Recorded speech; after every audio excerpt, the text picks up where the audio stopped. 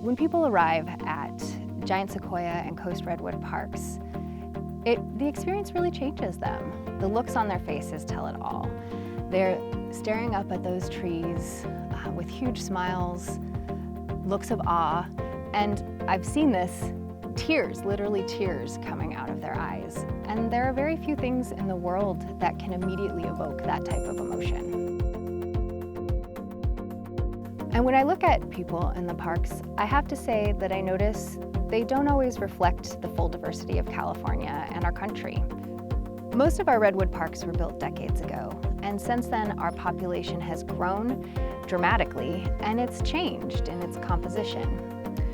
The old parks were designed to serve far fewer visitors than we're seeing today.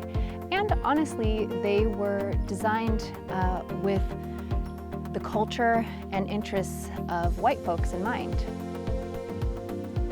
That's why with our Connect programming, we're focused on making sure that all communities are able to experience these really special places.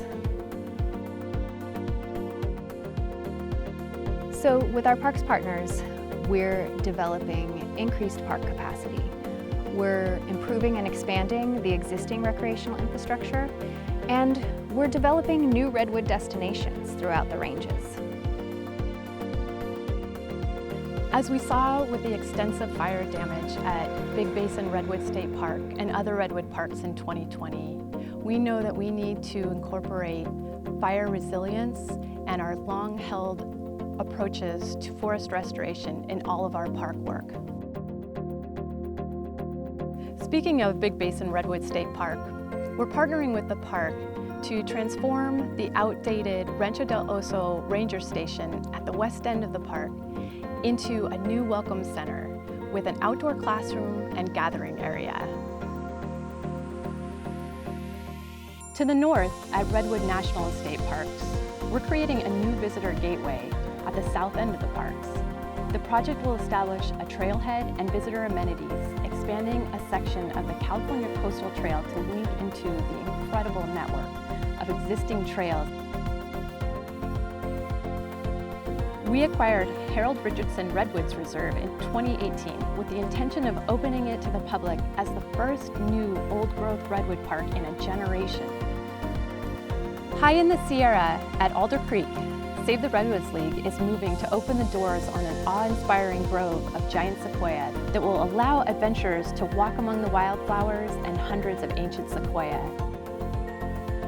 We're also really thinking about our programming when these projects are done and how we can partner both with the parks and our communities in order to deliver more inclusive experiences so that all people feel welcome and inspired to visit these special places.